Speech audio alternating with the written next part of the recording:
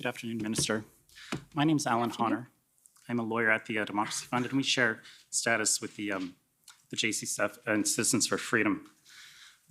Ms. Freeland, in your witness statement, you mentioned challenges to supply chains as being a major focus for you in January of 2022, but you didn't mention the government vaccine mandate for truckers, and I'd just like to ask you a little bit about that. Can we please pull up OTT 3027621.0001.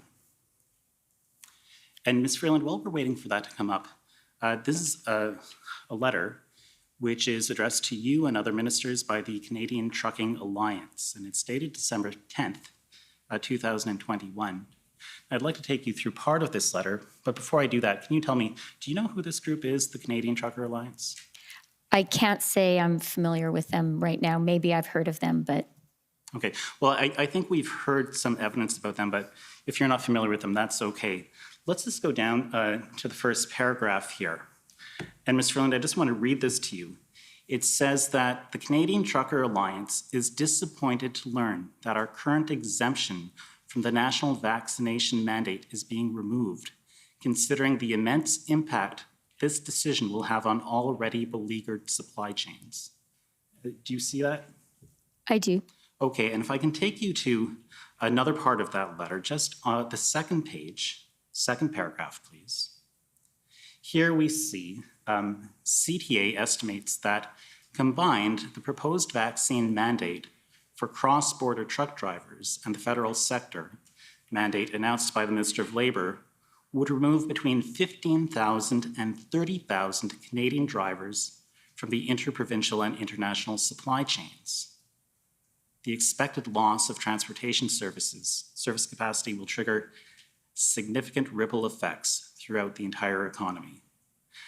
And Ms. Freeland, I just want to ask you, this is something you knew about when the exemption for truckers was removed in February. You knew that this might have some effect on the supply chain. Is that fair? I knew that some people asserted that it might. Okay, thank you. And I'm going to suggest, this is not the first time this group wrote to you. If we can scroll down to page 5, please. We have another letter, just to the top of page 5. Sorry, it might be page 4. Just go up, please. Okay, so here we have a letter. It is a little bit down, please. I'm sorry. Can we just go to the top? So December the 8th, 2021. And if we can scroll down to the second paragraph, it says here, when the mandate was originally announced, CTA expected that upwards of 20% of the 120,000 Canadian truck drivers crossing the US-Canada border would have likely remained unvaccinated by January 2022. Of the 40,000 US-based truck drivers crossing the border, CTA estimated that upwards of 40% of these drivers would not be prepared to meet the vaccine mandate requirement. Do you see that? I do. Okay, and just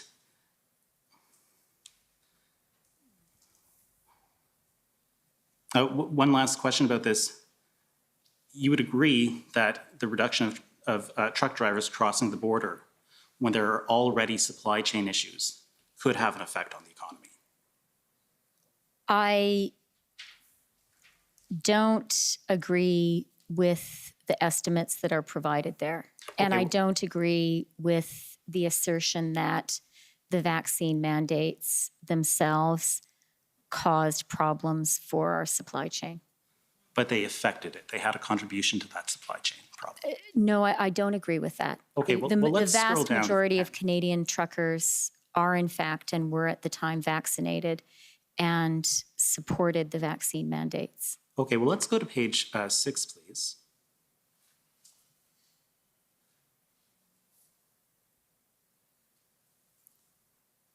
Okay, in the first paragraph that we see there, the CTA is giving stats that truckers move about 70% of the $648 billion Canada-US trade. Does that sound about right to you?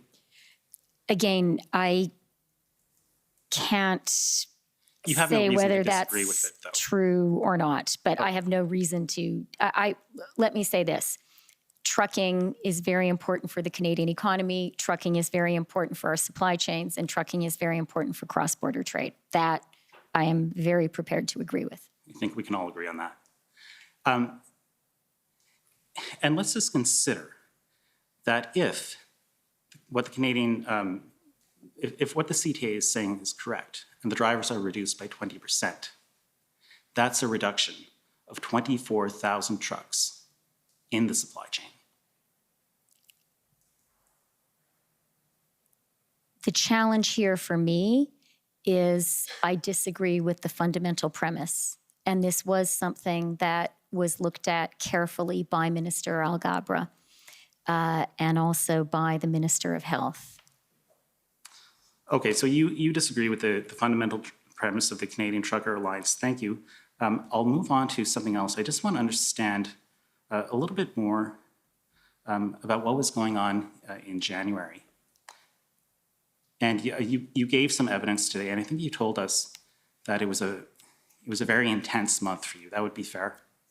Yes, that would be fair. Okay, and let me make sure that I understand it. So on the one hand, you were preparing a budget.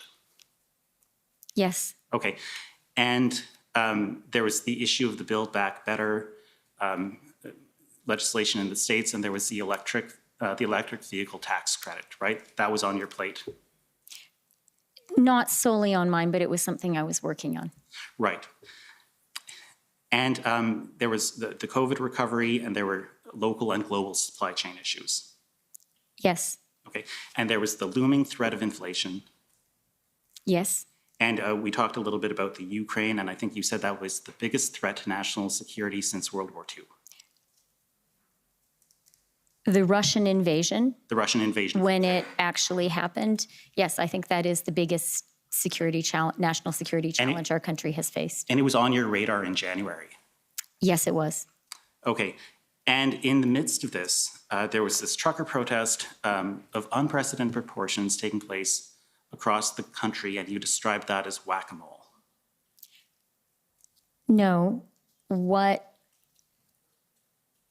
I would describe as what we saw happening from the moment that the initial occupation began is copycat protests happening across the country, and that posed a particular national challenge. I see. I thought you said the word whack-a-mole, but it's not important. But what is important, I would put to you, is that the US was unhappy with the situation in Canada, and they were seeing their own vulnerability in our supply chains. That was your evidence, was it not? Certainly. And they didn't like that. The, in particular, blockade of the Ambassador Bridge exposed the vulnerability of the US economy, particularly the car sector, to the Canadian car sector. Exactly. And I put it to you, Minister, that the government felt that they had to do something about these protests, not because of threats of serious violence, but because your government was completely overwhelmed and you were under a tremendous amount of pressure from the United States. I absolutely disagree with that. Okay, well, we heard evidence from you earlier today, and you said that you were put into contact with Brian Dees. So he's the economic advisor to the president. He's a very influential player in the decision for the electric vehicle tax credit issue, and he actually contacted you. That's correct. Right? And you thought that it was striking that someone of his importance, who's so hard to get a hold of, contacted you.